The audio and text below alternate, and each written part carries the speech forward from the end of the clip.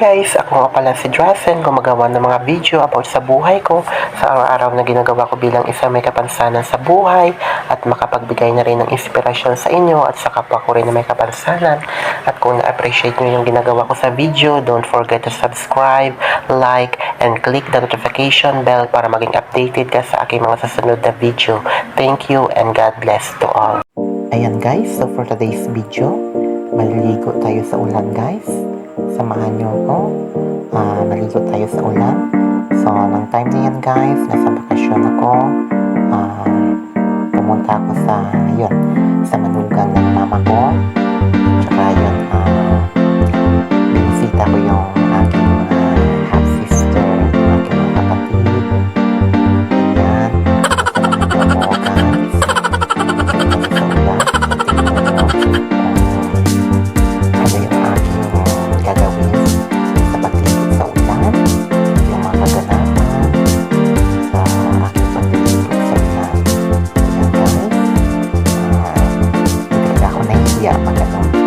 Magpakita talaga sa inyo na kung ano yung ginagawa ko dyan sa pagliligo sa ulan.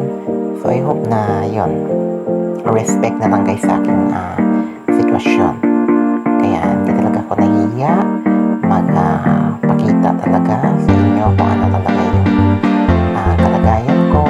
Kasi mas malaga na nagpapakatoo tayo, diba?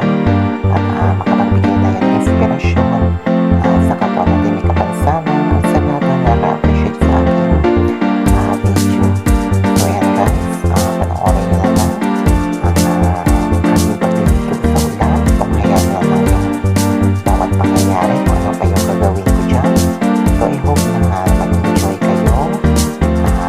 I hope sana na huwag kayong magsawa na supportahan ako sa aking channel.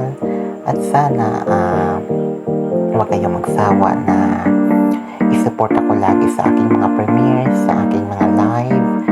At yun, maraming salamat sa inyong lahat guys, sa aking mga ka-team, sa aking mga kapatid, sa aking mga kaibigan, at sa lahat na nakakilala sa akin sa buong YT.